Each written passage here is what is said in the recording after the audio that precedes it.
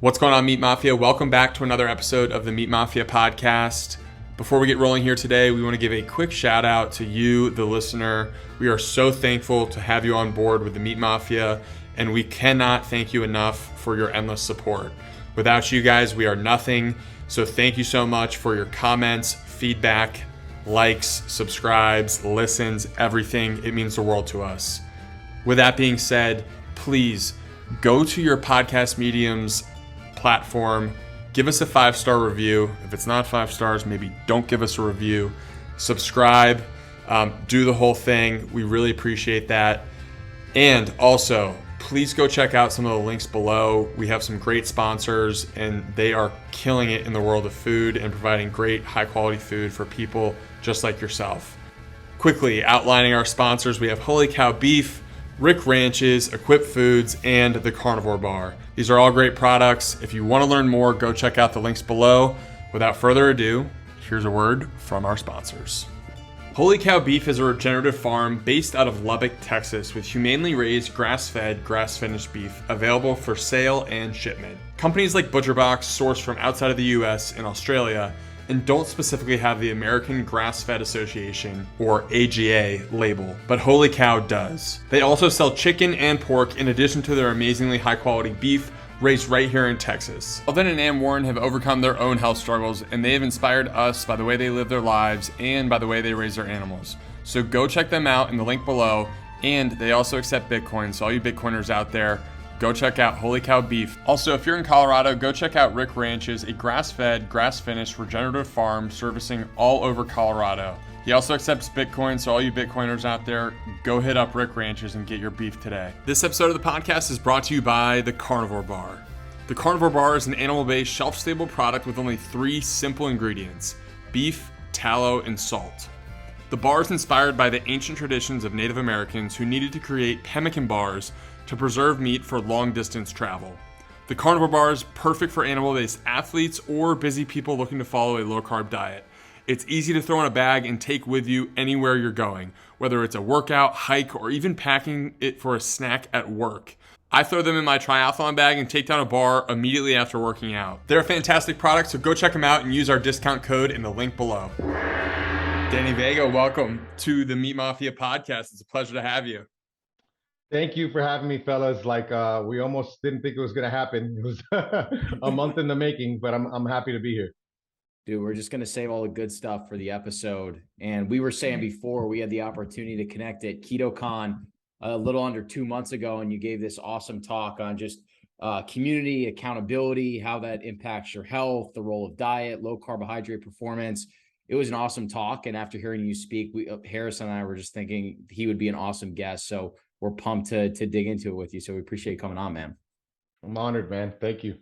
Yeah. And we know that you have a really diverse background. You were a high-level football player. You played at Columbia. You were a strength and conditioning coach for the VCU men's basketball team. You did a stint in pharmaceutical sales, and then you really started to dig into the low-carb carnivore space and are really seen as a leading expert, man. So I think we'd love to just learn a little bit more about your story, your nutritional journey, and how that's kind of led you to the point where you're at today.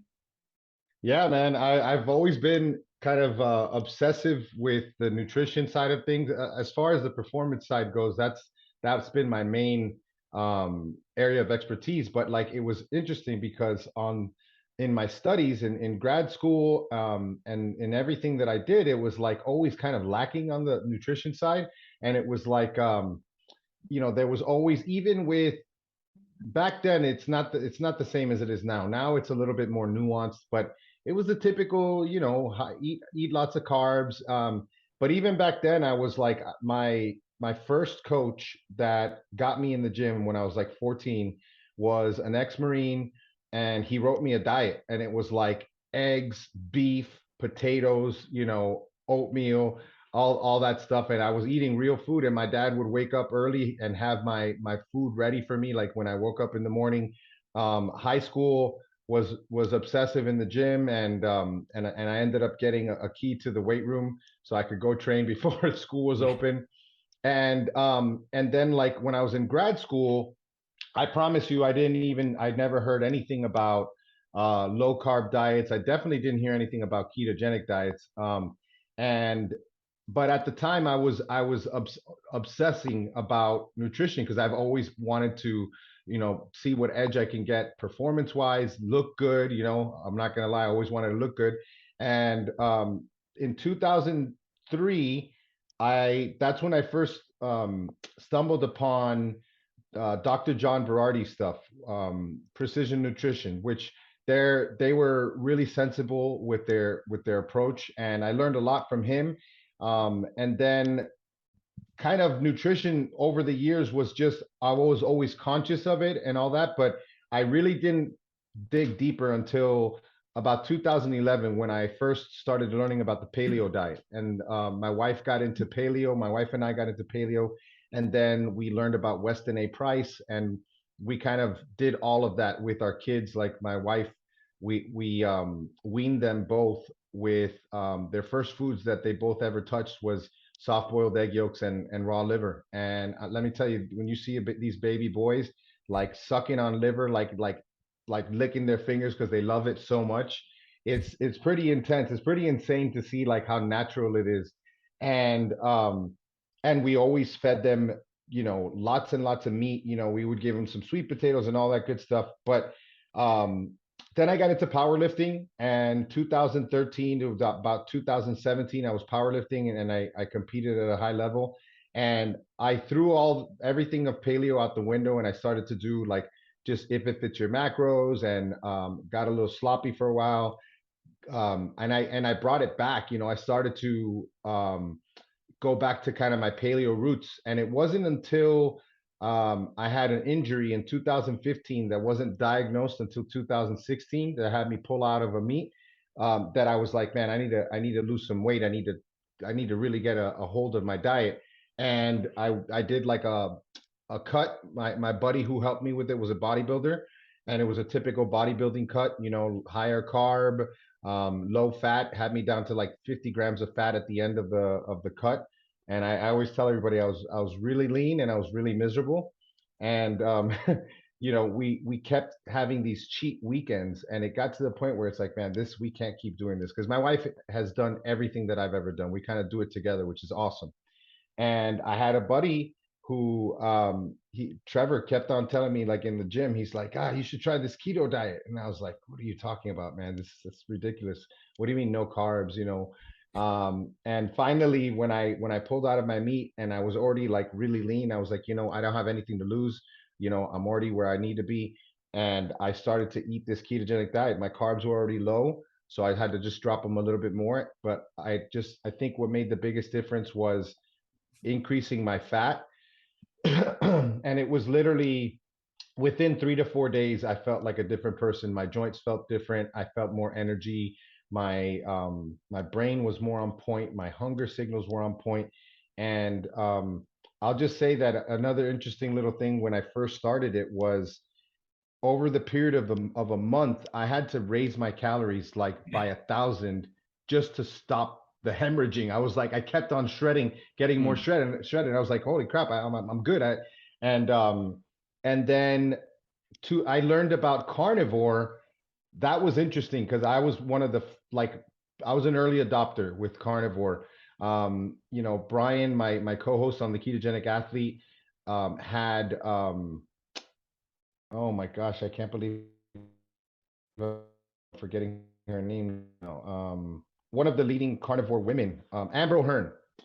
He had Amber O'Hearn on his podcast, and then we kind of both were very into it, the whole idea, especially me, because I was like, I always thought I had to cover my nutritional bases with like veggies and stuff, and I was like, man, you mean I don't need those? So August of 2017, we just did this experiment. We called it August Surf and Turf, and all we had was beef and salmon the whole month, and it was like a huge game changer. And then I basically went full carnivore that August, and I stayed full carnivore for like a year. Then I would, of course, I'm a very experimental guy, so I would do like I played around with carb ups. I played around with, over the years a bunch of different things, but for the most part, like I'm basically most of the year meat based. There'll be like probably 3 pounds of meat that I'll eat in a day, and then maybe there'll be an avocado that sneaks in, or definitely cheese. Love cheese, but it's just like for me, it's just the best combination, especially where I am now, of performance at a level that I want to continue. Maybe not the top performance as far as like strength or power goes, but to a point where I keep my strength, definitely easy to maintain muscle. And but what I get that I don't get with any other approach is like the mental clarity, the increased productivity, and it's just like the less variability in my weight. I just kind of look the same all the time. So that's basically my long-winded nutritional journey. Well, you forgot to mention the most important 12 days, which was the past 12 days. Oh yeah. Oh yeah. You want me to mention that? I think that'll be We'd love to dive deep into that. No, we were joking before we hit record that you were experimenting with the vegan diet for a few days. It's a hilarious story, so we'd love to hear it. Yeah, so my church said that they were doing the Daniel fast, and I'm always like, yeah, I'd be up for it. What do I have to lose? I've never done it. But always in the past when that's happened, I've always been like, nah, not this time around. I'm not. And this time around, I felt kind of like called to do it because I'm like, you know what? I'm a rebellious person. Let me check my rebellious attitude. I'm always a going against the grain type of guy. I don't want to like, think and I also viewed it as like a faith thing. I'm like, man, God will sustain me, all that. But that being said, this fast, this Daniel fast, which is basically you eat like a vegan for 21 days, and it's not something that's we're commanded to do, but I in the Bible, but it is something that I was like, you know what, like this could be really good, especially because we're doing this whole thing right now at church where we want to focus on spiritual things, and there's nothing better than a fast, even though, like I told you guys, this is not a fast.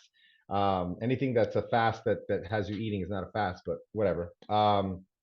So I was like, okay, I'm gonna do this. I spent like so much time prepping for it because my life is so simple on a daily basis. It's literally like ground beef, the occasional steak, like some cheese on my ground beef.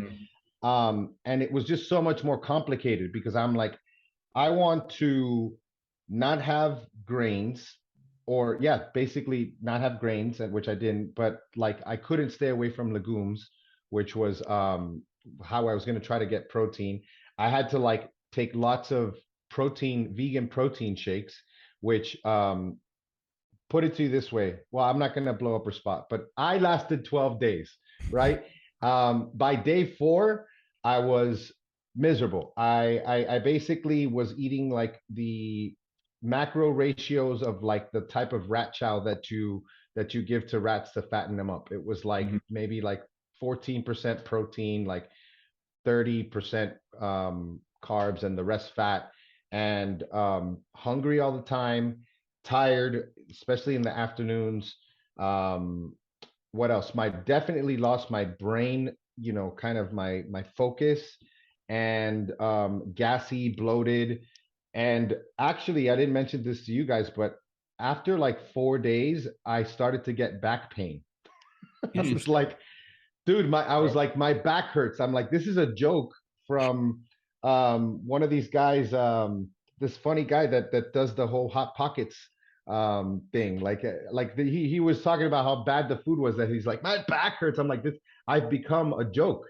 And the good thing was that like my wife, Angel that she is, reminded me that keto bricks are vegan.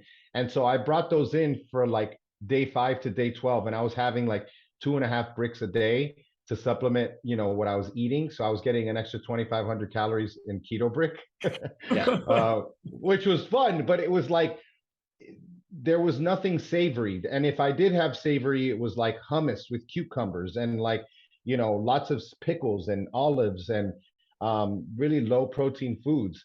And finally, yesterday, I gave in, and I got a bunch of meat at the local at the drive-through at Wendy's, and I was like, I got home and I told my wife, I was like, I'm done.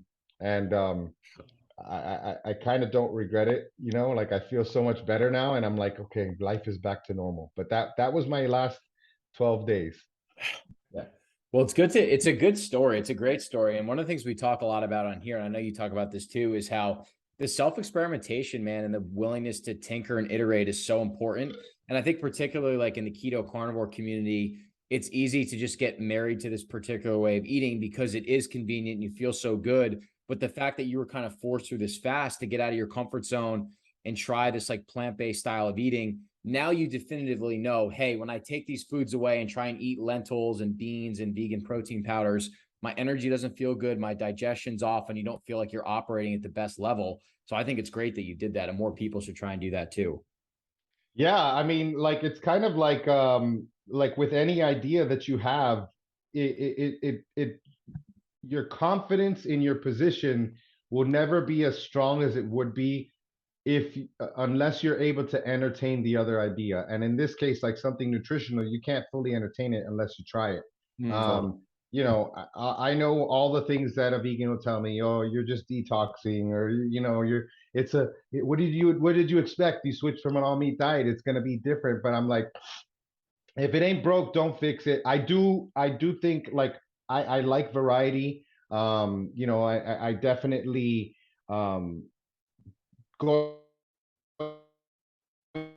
back, like I could have like those lentils would have tasted good with some if I put some ground beef with them. You know, that might have Oh helped yeah. things out a little bit. But it's like it's not something that I would have ever tried on my own. And I had like salads and stuff, which I hadn't eaten a salad in forever. But it is good to do that, man, for sure. Have you ever worn like a CGM or done any like wearable stuff during some of this dieting to get some data on these different sorts of dietary experiments that you've put yourself through? Most of the time I do. Yeah, like I've done all types of stuff. Like I wanted to one of the first things that I did when I was carnivore was I didn't have a CGM back then, but I was testing blood sugar responses to high protein because that was back then I had to fight against the high protein thing. Like people were like, you know, don't eat too much protein, it'll turn into cake, you know, like and so I remember I was like, okay, I'm gonna test blood sugar response to 12 ounces of ground beef. And then I went to 16, and then I went to 20, and then I went to 24, and then when I went to 28. And finally, when I went to 2 pounds in a sitting, I think I had like 16 or 18 point difference in my blood sugar, which is nothing. And it's usually like transitory, you know, like it's something that's going to go away right away. I've done on my carb up days when I did that for 12 weeks one summer, it was crazy. Like I would eat 320 carbs one day and I would wake up the next day in ketosis. Like Wow. it's like when you my buddy Robert Sykes, he's been strict keto for like 7 years. Not one cheat, not one nothing, nothing. And he's a machine. And like he has this idea that we have lots of ideas that we don't have research for, but a lot of the time they end up bearing themselves out. I'll tell you another one after this, but like this idea that if you keep going deeper into your fat adaptation, that you keep on benefiting more. And I think that's true. You know, like after several years of eating this way, my body likes to be in ketosis. My body likes to be burn fat. And so Mhm. like having that one carb day, like my body's like, okay, who cares? Go right back into ketosis, which is really cool. And then the other thing that I would say, which I've done with my bodybuilding clients, is, you know, I used to split test and we would say, okay, for your refeeds, some of them were more like open and wanting to do carb refeeds. And so I would do that. And then I started to say, well, why don't we test? We'll do a carb refeed this week. And then in the next one in 2 weeks, we'll do a fat refeed. And we didn't do blood sugar stuff, but what I had them do was take pictures at the end of the day of the refeed and then the next morning, the morning after the refeed. And because when you start to cut calories over time, you have to do lots of things that are going to keep your hunger hormones in check. You got to do things that are going to keep your metabolism in check. And all of the research on caloric refeeds is on carbohydrates, you know. And so it's well established that a carb refeed will do lots of wondrous things for someone who's on a deficit. But what about a fat refeed? Is it the carbs or is it just the energy? And invariably, with my clients, it is the energy. Like, not only do they get the same benefits that they get with a carb refeed, but they look better the next day, except we add sodium. That's a big thing, that we add sodium on our refeeds, anywhere from 500 to 1,000 extra milligrams of sodium, which, we do that, like we kind of do like bench tests. And so by the time peak week comes, we know exactly what to expect. And they don't get, some people would complain about like being, just having like, what do you call it? Cravings, cravings the next day after a carb refeed, and making it harder. And then if you look at interesting, the research that you can see with, like, for example, a cyclic keto approach versus a regular keto approach, is there's a really good study by my friends, Dr. Ryan Lowry and Dr. Jacob Wilson. These guys were well-trained guys. They weren't beginners. They put them, both groups, in a deficit, college-age bodybuilders, and they actually, the standard ketogenic group, and by the way, the cyclic keto were doing 2 days, so like a weekend of carbs, which it would be nice to see. What about one carb meal? What about one carb day? That would be the next thing that we would want to see. But they found that both groups that were put in this deficit, they lost the same amount of body weight, but the cyclic keto group actually lost more lean mass. And it took them longer to get back into ketosis. So like Monday, Tuesday, you feel like trash in the gym. So you have like this like sputtering of your engine. And that kind of shows how muscle sparing and protein sparing ketogenic diets are, because you knock yourself out of ketosis, you're not getting those same benefits that the strict keto group got. So I've always done lots of stuff. We've done like 500 calories extra a day coming from protein versus carbs, protein versus fat versus protein and fat. And we found that the best combination with our breath ketones, our blood sugar, and our blood ketones was the combination of protein and fat. Does it drive you crazy when you hear the myths and rumors that you can't put on the same level of mass and muscle eating keto or carnivore as you could incorporating carbohydrates? Well, I'll say, man, like it's definitely annoying, because, but I will say that if you want to get like Dorian Yates, you're gonna need carbs, but there's also insulin involved. There's lots of massive amounts of drugs and stuff like that, which, anybody who wants to try that and take that amount of drugs and do that, go ahead and try. But like, it is interesting that like keto's only for cutting. And keto can be, I've put on lots of muscle in times when I wasn't even trying to put on muscle. And now I'm focused on building muscle, and I'm starting to see that I'm older than I've been. I'm 41 now, and I can't handle the same amount of volume and punishing training, but I feel good. I feel strong. But if you look at the research, even with that, there's the only research that you see is in cultures. And so like it's a fact that carbohydrates do not increase muscle. Carbohydrates on their own do not increase muscle. Protein, because of leucine, does cause hypertrophy. It is anabolic, but a combination of protein with carbs is more anabolic than just protein, because you have a more pronounced mTOR signal because of the insulin. But I always tell people, think about it this way: insulin is not selectively anabolic in muscle cells. It's anabolic in muscle cells and fat cells. So I would argue, especially with someone who's of an experience, because the more experienced you are, the more of a difference you'll see between just a ketogenic way with high protein versus carbs. Because like beginners, it's easier for them to put on muscle no matter what they do if they're just eating enough protein. But if you're the type of guy who's used to like doing that spring bulk, where you gain like 15, 20 pounds in 3 months, and you do it a ketogenic way and you only gain 10 pounds, there's definitely research to show that muscle thickness is better. So the quality of weight that you put on is better. And I see that all the time I've seen it with myself on a cut, and I saw it with one of my clients. She lost over a period of what was it? About 4 months. She lost 13 pounds. Okay. And she cut her body fat from 26% to 10%. And she only lost 13 pounds. That's And crazy. that's absurd. Like she was in a deficit. She put on 7 pounds of lean mass. And I can tell you that I've gone through that, where I went from 231 to 217. So I lost 14 pounds. Yeah, 14 pounds. And I went from 12% on a DEXA scan to 6%.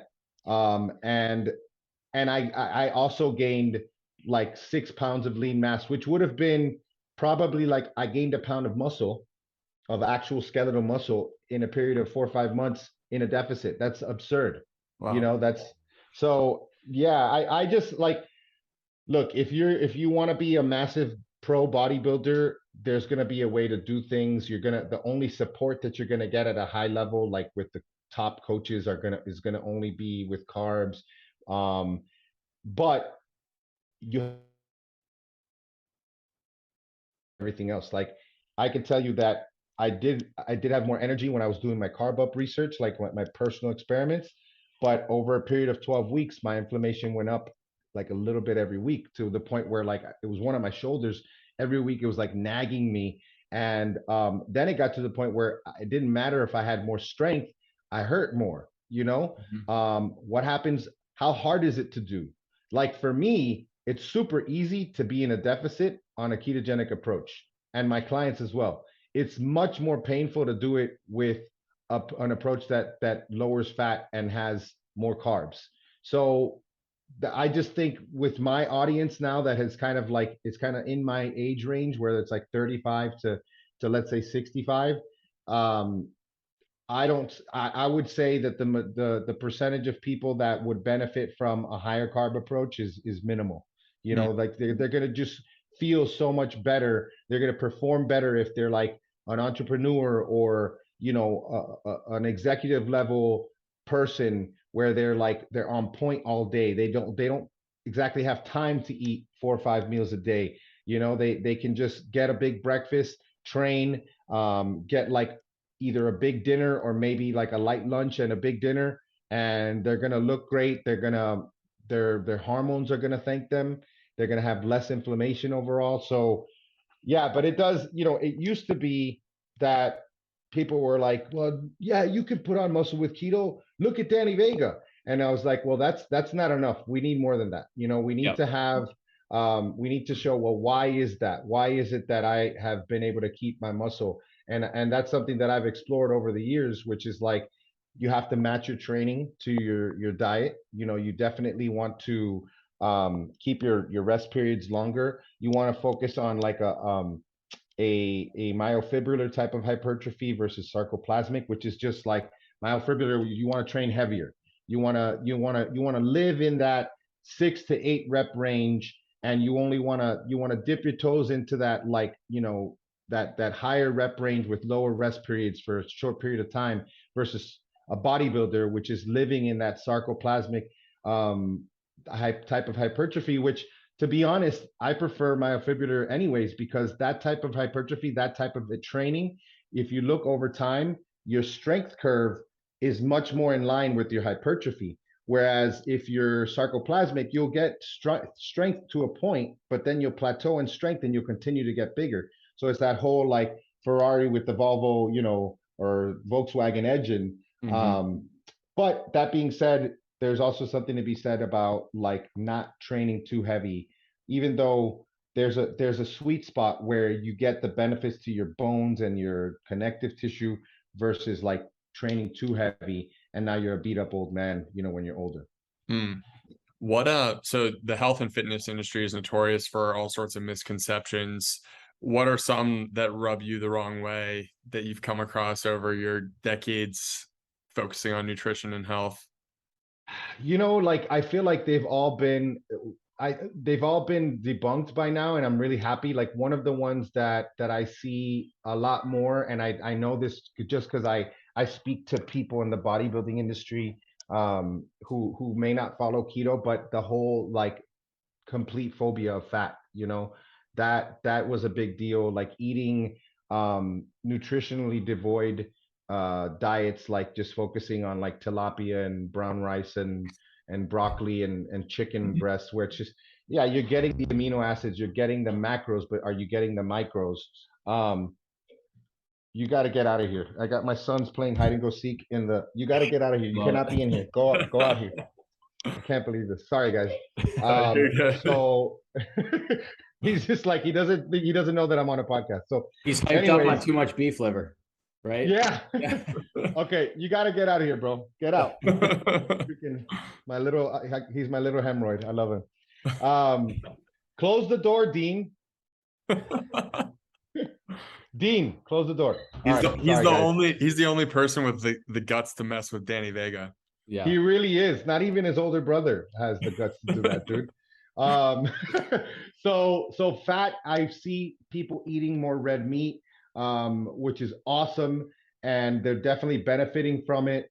Other than that, like I think the anabolic window is one that, like, I can tell you, I have just scoured like everywhere for research on this. Like, where did this come from? And I can tell you, like, just the easiest kind of Occam's razor answer is it's a supplement ploy, like that you got to get something 30 minutes within. And I can tell you, because I mentioned Dr. Jacob Wilson, I asked him about this because he's really good with the research. He does research. He knows research. And he shared one article that over the last 20 years that covered, because I found several articles that basically punt on this subject, like this anabolic window. How long is it? Is it important? And all of them are like, basically, well, we know that amino acids are very important after training. We know that, right? But what is the time frame? No one's comfortable enough, and they shouldn't be as scientists, because they haven't been able to establish a window. And what this one study did was they basically grouped it into like 3 levels of training. Like you have your beginner would be pretty safe waiting 12 hours post training until they had amino acids for to rebuild. And then you have your mid-level group, that is basically, that gets down to about 6 hours. And then you have like elite athletes, which is like 4 hours post training. And so I'm conservatively with my clients and myself, which I usually don't wait that long, because by the time I'm done training, I'm probably hungry within an hour and I'm eating within an hour. But I always say try to get food within 4 hours. Also, because with the ketogenic side of things, which is a lot of misconceptions here, is people just love to like move their intermittent fasting windows longer. Like they see some success with that, with on the fat burning side, and they train at 6 a.m. and they don't eat until 6 p.m. And that, I think, could be pretty disastrous, like to your lean body mass.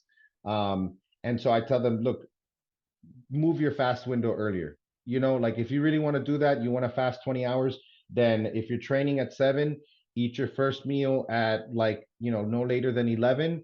And, then you got from 11 to 3, and fine, you're gonna train fasted, and even then, like the training fasted thing, I think is something that I can do it because I train early in the morning now.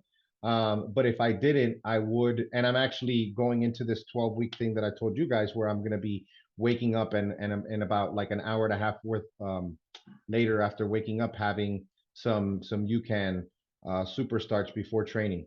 The only other thing, there was one more that I thought was important to note. I think I lost it, dude. But yeah, there's lots of things that over time I think have been kind of debunked. But just like, it was the timing of the protein. So you know, you can absorb all the protein that you eat, even if it's high protein. If you weren't able to do that, like we wouldn't survive as a species. So you will absorb it. The question is like, how optimal will muscle protein synthesis be? You know, and I got to give a shout out to Dr. Gabrielle Lyons, because she's been really harping on this for the last several months. Is like, I don't know if I quite agree with like being so um fervent with it, saying that like I need to. She does talk about the leucine threshold, which is important. That's super important. At the very least, you have to have this much amount. Let's say put 30 grams of protein. I just don't think that you need to have 4 meals of 30 grams where you can get away with 3 meals of 40 grams or something like that. But that being said, if you're a bodybuilder and you're trying to put on muscle, and it's not too much of an inconvenience, there's no. Let's say you're someone my size, you got to get 200 to 250 grams of protein a day. There's no there's no risk in eating 4 meals. I think like when I'm trying to get lots of calories and I want to focus on bodybuilding, I will eat 4 meals. Like, but most of the time I'm eating 2 to 3 meals, usually three. Yeah.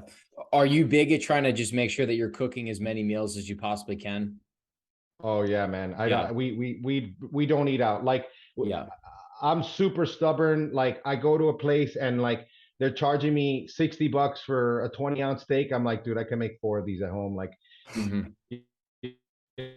so what we do definitely, which I was just there. I went to a Brazilian steakhouse twice in the last month.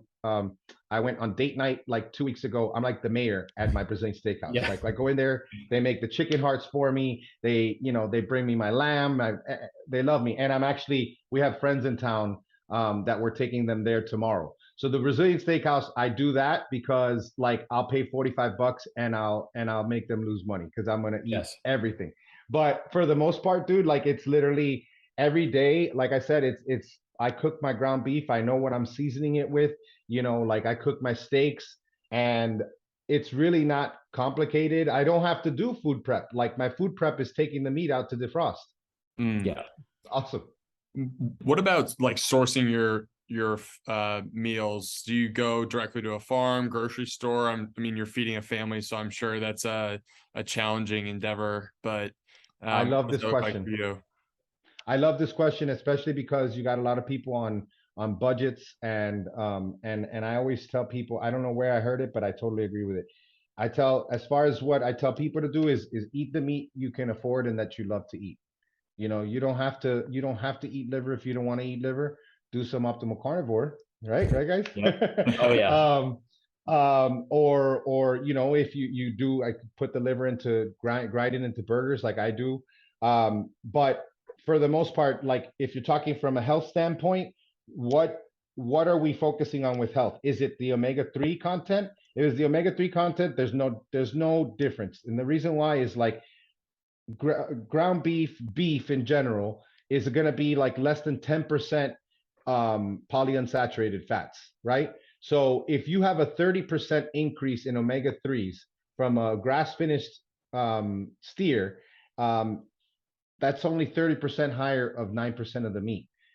So let's put that aside. Now, if you're talking about what is the cow being fed, is it like glyphosate, treated grass? I'm not a fan of that. And like it doesn't have to be organic, which organic would limit that, obviously. But you'd be surprised. Like you call your local guy, which I got my local guy, he doesn't have the organic label, but he's more organic than anybody that I know. He Totally. just doesn't pay the mafia for that, the government mafia. And so I I have a mix, man. Like there's only one place that I can find, with the exception of one of the people that I order from, Chuck Eyes. So if I find Chuck Eyes like at a supermarket, I'm freaking buying a bunch of Chuck Eyes. But I get a lot of bison from Central Nebraska buffalo, which is amazing. I really like Wild Pastures now.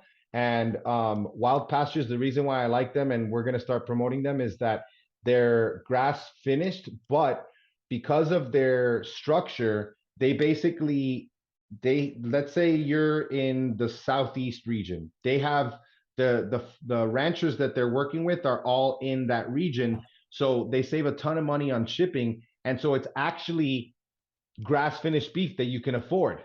Wow. Which way cheaper than anybody else. Cause I love, there's a bunch of like what is the oh my gosh, we just Fourth worked in with them. Nature or White Oak Pastures. White Oak Pastures is amazing, but we worked with Regenerative Pastures for several months, which is awesome. But some of these companies are they can be too expensive for people, man. You know, like, and that's a fact. And I always tell people, like, your $3, your $3.99 tube of conventionally raised beef from Walmart is gonna be 10 times better than organic quinoa. So buy the freaking tube of Walmart meat if you can afford it. It also helps. It helps a lot, because it puts us above reproach, which is another reason why there's other companies that I used to promote that are bringing their beef in from overseas, and then because of country of origin labeling laws, Yes. they can label it a product of the U.S. because it was inspected here. Now, to me, and then they're still charging a premium, and they're bringing it from overseas because they're getting a big price break. Yep. That's a problem from an ethical standpoint, but it's even more of a problem, not so much anymore, because in the last couple of years we haven't had these massive like vegan battles that we used to have. Like, we have other things that we've been arguing about the last couple of years. But I stopped working with one of these companies because I was like, you know what? Like, how am I going to tell a vegan that it's ridiculous that you think you're saving the environment when you're flying in all these out of season produce so that you can eat your fake diet, and then I'm having stuff flown in from overseas? Like that's not going to work.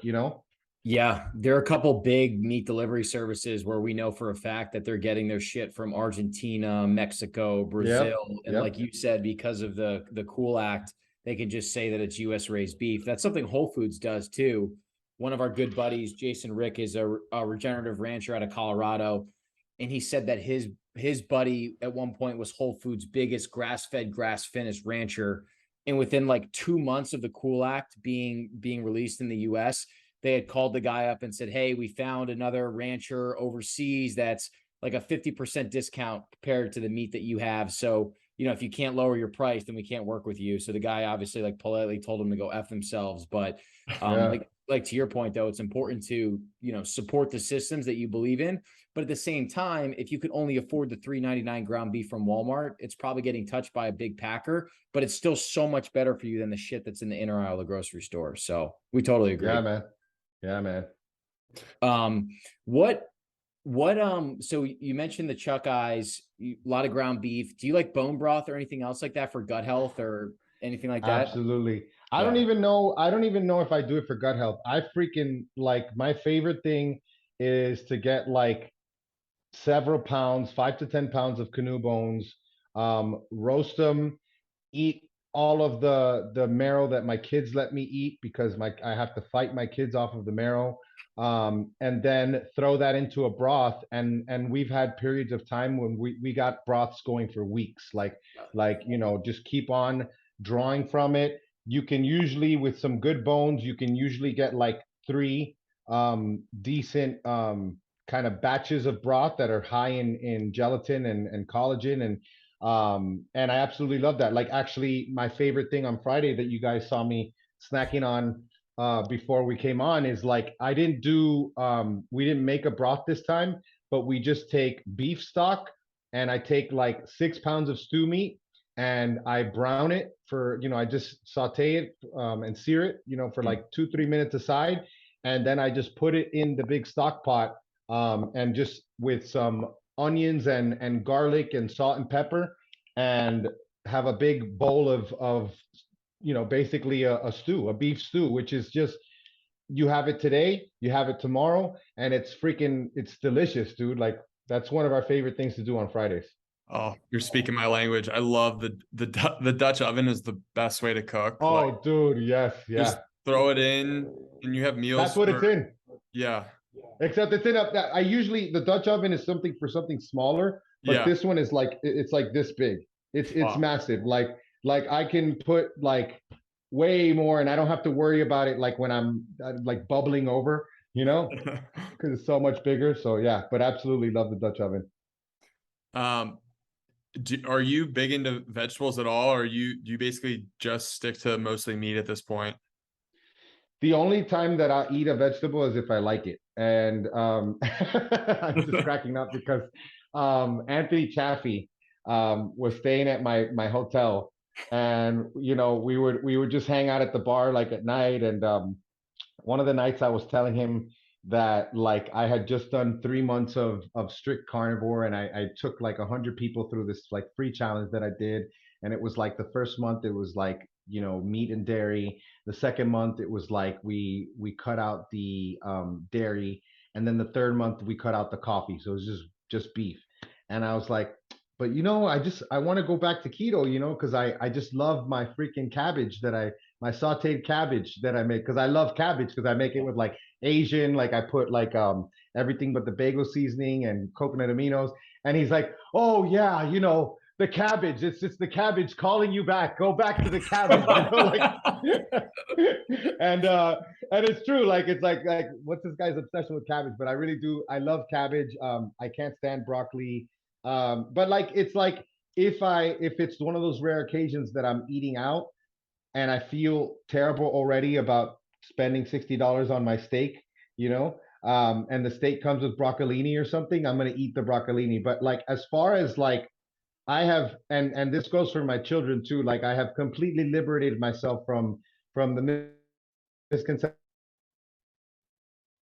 and like I have some sort of deficiency that vegetables is going to cure. I will say that like vegetables and certain plant foods could be used as definitely as medicinally. Like you have your alliums, like your onion and your garlic, and certain foods like that can be good for healing. But other than that, it's kind of like when a dog eats some grass. The dog eats some grass, cleans out their gut a little bit, goes back to eating their typical diet. That's kind of how I look at it. Yeah, we've said to people too that like are going carnivore or keto for the first time. It's like you have to realize that like what you've been taught for what a healthy plate is supposed to look like, it's like decades upon decades of societal programming that's been imprinted into your brain that you just have to overcome. And it's like I don't see carnivores that are like dying of scurvy or gout or anything like that. It's like if you could just get them to try this for like a week, 2 weeks, just cook all your meals, eat a pound of protein per body weight, cook with tallow, lard, fat, and like just see how they feel. I mean, I would say out of 9 out of every 10 people, if not higher than that, they feel better, their skin clears up, their energy gets better, their depression goes away. So you want to try to encourage that, but there's just been so much misinformation that's been taught to us for 50 plus years. Yeah, and then like I'll see like on social media, I'll see like posts by people hating on keto or hating on carnivore, and then like you'll see all the comments, and it's like like all of them will be people who say, yeah, that's ridiculous, that sucks, it's so stupid. And then there's like that sprinkle of a few that said, I tried it for 3 days and I felt terrible, or like some people just talking trash about it but who have never tried it. And like that's what I can't stand. Like if there's one thing that I cannot stand, like how it's like you're commenting, you're doing a book report and you haven't read the book. That's kind of how I see it. Yeah. Totally. Maybe switching gears here a little bit. I know you talk a lot about on your podcast, kind of mindset and sort of these types of like pillars of like a healthy life. And I think like mindset is kind of foundational to nutrition and fitness.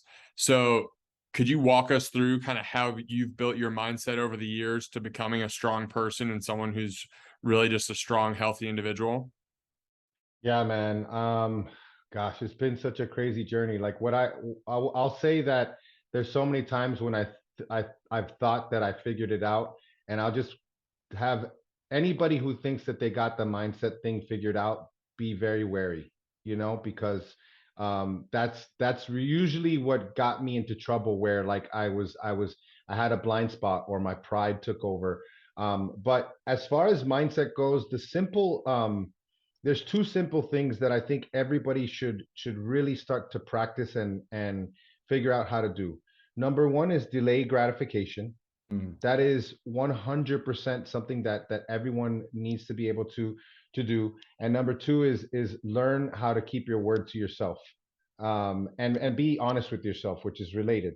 So, you know, it starts with being mindful, because if you're just going through life, we have so many things. You mentioned it, like that, things that are like years of programming, things that are just like, and habits that we don't even know are habits, and that's the first thing, is we got to like get a feel for like, what's your landscape look like, man? Like, what are you doing the first thing when you wake up in the morning? Can you tell me?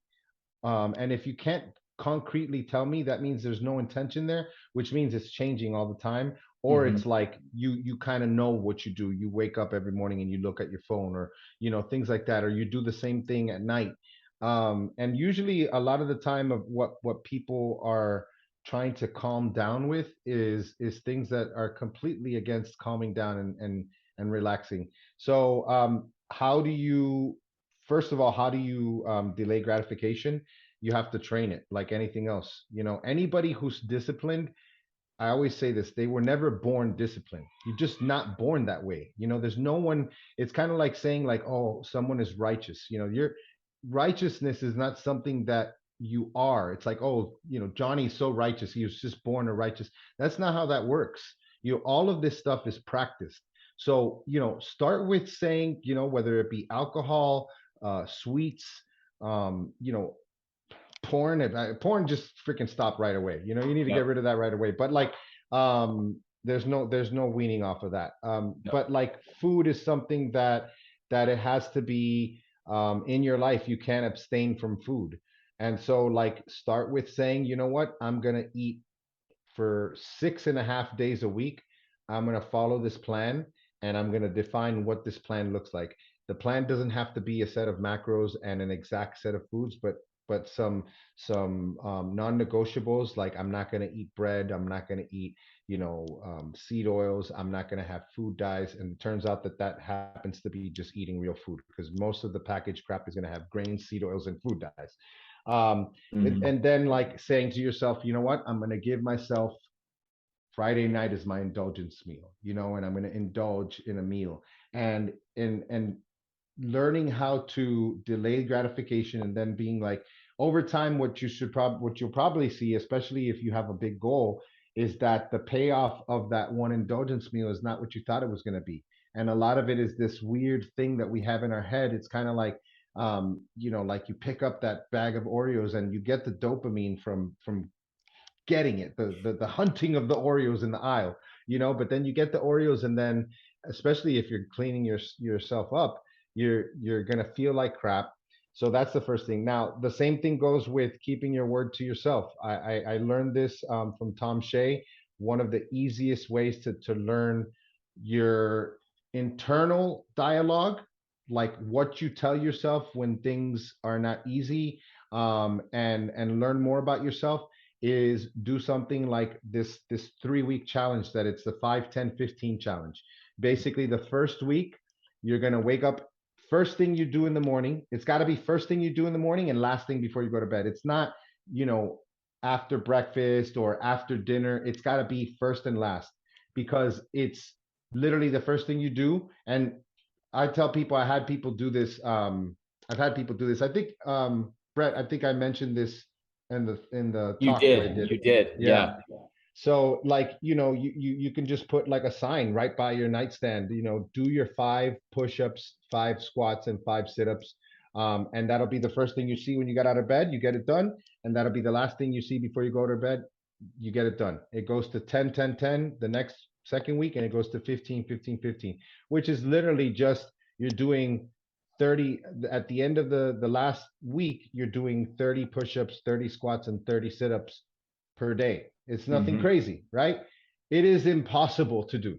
Like, it took Tom Shea, a Navy SEAL, just certified badass. It took him months to get it done. But then it teaches you, what is that internal dialogue saying? Oh, I forgot. Oh, this sucks. That's another one. This is so stupid. Why am I doing this?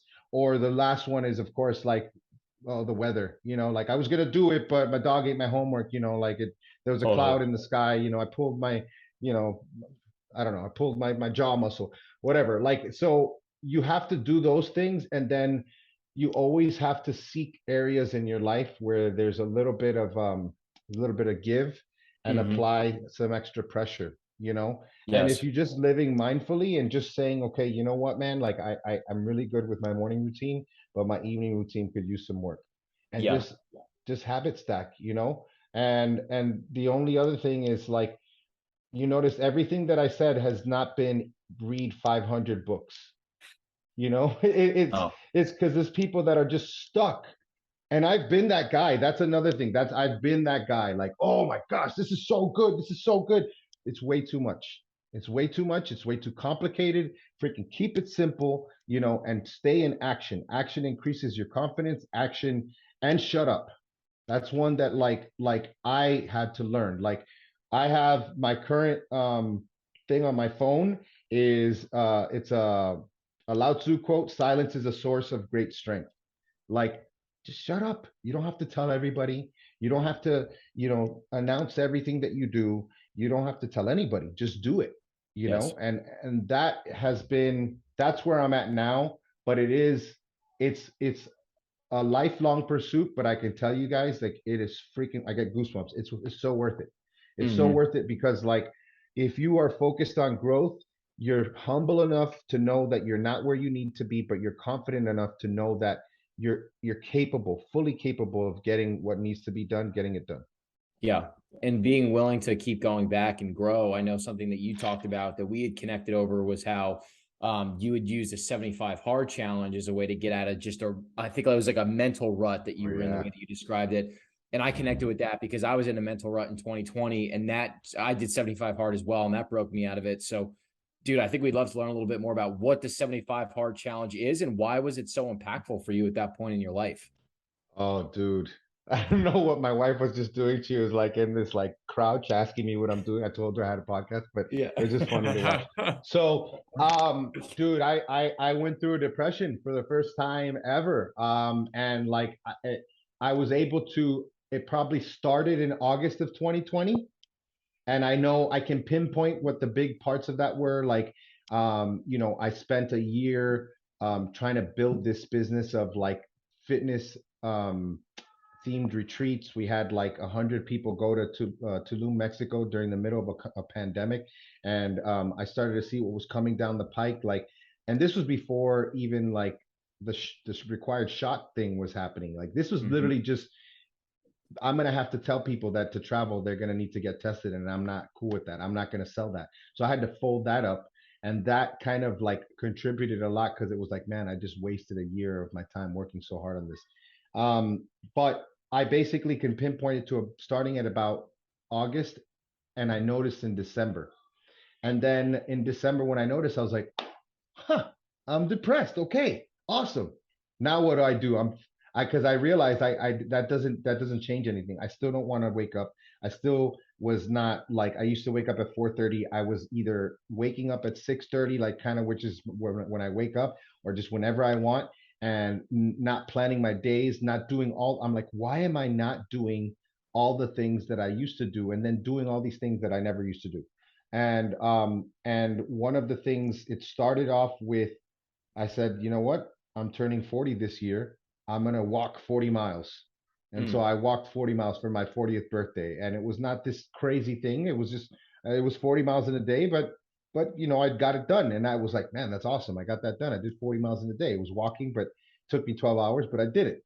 And then I think April, May, maybe like March, April, May, sometime around then, like there was a group of people doing 75 hard, and I had seen it, and I just never looked into exactly what it was, but it was exactly what I needed. I was like, this is perfect for me. This is a mindset boot camp, and it's basically 75 days of very simple tasks. Read 10 pages a day, follow a diet, whatever diet you choose, no cheating, no alcohol, drink a gallon of water a day, work out twice a day, 45 minutes, and one of them has to be outside, and take a daily progress pic. You don't have to share that, but you got to do it. And if you miss any of these, you got to go back to day one. And then it was like, trial by fire. It was like the motivation to not go back to day one was like, well, I guess I got to walk at 11 o'clock at night. I guess I Yeah. got to, go out there and train in the rain today. I guess I got to go, read my 10 pages and not completely not retain anything because I'm falling asleep because I'm Yes. so tired. And it was like all these things over and over and over. And I finished it and it was like, wow, that was amazing. And then there's actually 4 phases. So then after 75 hard, you do phase one. You got to wait at least 30 days. And that one is a 30-day sprint where you add to all those things. All you do is you add 10 minutes of visualization and take a 5-minute cold shower. And I think the 10 minutes of visualization, yeah, that those two. Did that for 30 days, another 30-day rest, go back, do 75 hard for 30 days, like just the original one. So it's like, let's brush up, let's do this again. And then wait another 30 days. That was phase two. Phase three, I forgot what it was. It added the things again. And then phase four was meet somebody new every day and do a random act of kindness every day. And that was like I had to get creative with that. I had to be like, okay, I'm gonna call this person today, and I'm gonna tell them, or I'm gonna offer um, a free consult to someone, or I'm gonna buy someone's coffee or something like that. And um, and my breakthrough was actually in November, so almost a year after realizing that I was depressed.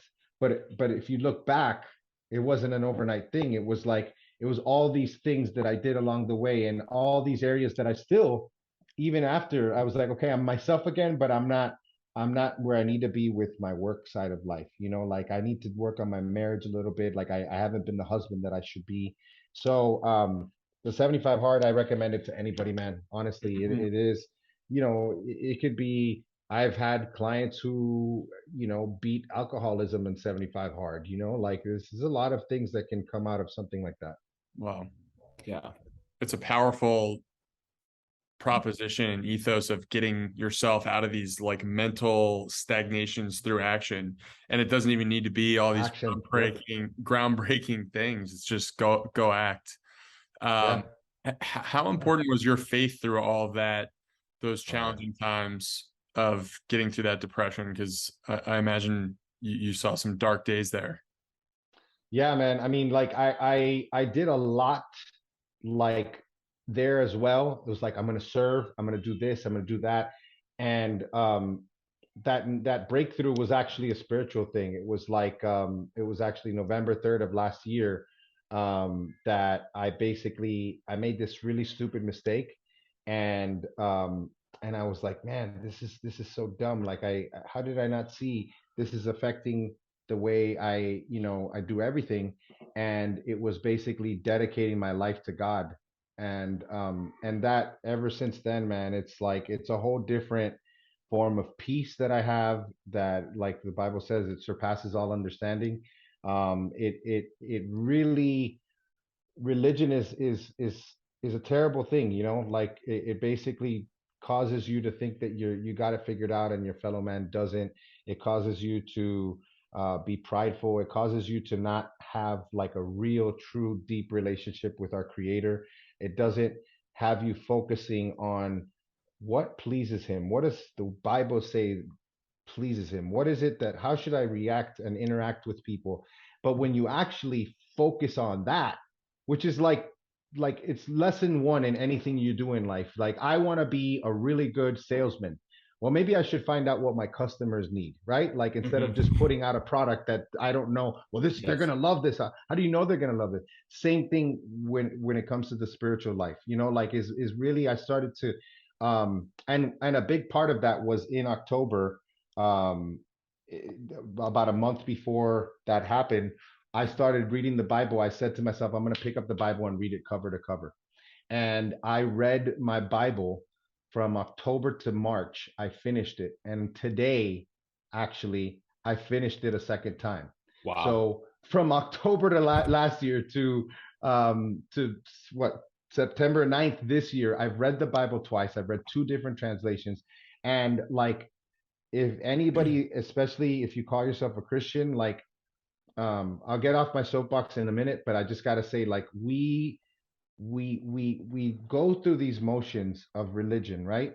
And not only do we abdicate our personal responsibility to like a pastor, which is dangerous because I don't know if you guys have seen, but pastors are falling left and right. They ain't, and all it does is make the religion of Christianity look bad, but it doesn't really reflect what what it means to be a follower of Jesus Christ. But you got to get into the word of God. Like it's literally the Bible is our greatest defense and our greatest weapon at the same time. And I noticed that really helped me understand, like, and it's a blessing, because a lot of the time when we look at things from the outside is like, what does it mean to be obedient to God and to live a life that he wants us to live in? And we think it's like this life of just like restriction, and we have this weird view of it, but it's not. It's the complete opposite. It's a blessing. you know Deuteronomy 28 says that if you follow what I tell you to do, you'll be blessed in the city, you'll be blessed in the country, you'll be blessed going in, you'll be blessed going out. You'll be the head, you won't be the tail. You'll never borrow money, you'll always lend money. Like your children will be blessed, your animals will be blessed, and it literally is that way. Like it's not this idea of like complete consumerist abundance that people think, where you're going to be driving Porsches, but you'll always have what you need and more, enough to bless other people. And that has been just, I can go on about that forever. Like, in fact, I went through a period this year where I was just completely sick of social media. And I was like, I have nothing to say. All I want to talk about is this stuff. And then I was like, hold up. After like a few months, I was like, this is a cop out. Because this is what I do, and like there's lots of people everywhere that don't know how to eat, and they don't, they're relying on faulty information. And so I better get back, and I better start going back, and I share my training tips again, and I need to do better at like sharing what I used to do, like studies and recipes and stuff. I'm getting there, but it's just like these journeys that we go on. I like to talk about them, especially because as hard as I try to keep it real, it never looks completely real. I look at this and I look at my feed, and it's like, it's beautiful. My life is great. It's like and it's like, I didn't mean to do that, Yeah. but it's just the nature of social media. And for people to see, because then they think it's like, it's unattainable, like you look at it on paper, look at beautiful wife, beautiful kids, everything's good, but it's not that way. It's hard for me, and I have to work at it, and I promise you, because I talk, I get together with my friends who are like, they speak at these events, and like we'll stay at an Airbnb, or we'll be in a big, house together or something like that. And everybody's like relieved every time, because none of us have it figured out. None of us, we're all struggling. And, for every person that you think has it figured out, I promise you, there's several things that they struggle with. Yeah. And that's why it motivates us to have conversations like this with you, long form over a podcast, because it lets you kind of peel back behind like the perfectly curated minute-long Instagram video and actually get insight into who you are. Because people will look at you and they'll automatically be like, oh, the guy's jacked, he's 250 pounds, great wife, great kids, making money off sponsorships, he's got everything going for him, but you don't actually know what's going on up here. So that's why it's like, the more vulnerable you are and we are, even if that just helps affect one person and point them in the right direction, it's such a great thing, man. So dude, we just appreciate everything that you do as a human being. And secondly, just coming on this podcast, because we've both learned a lot from this conversation. And, we're just excited to see where our paths go down the road, man. Likewise, brother. I appreciate you guys having me. Thanks, Danny. Appreciate it.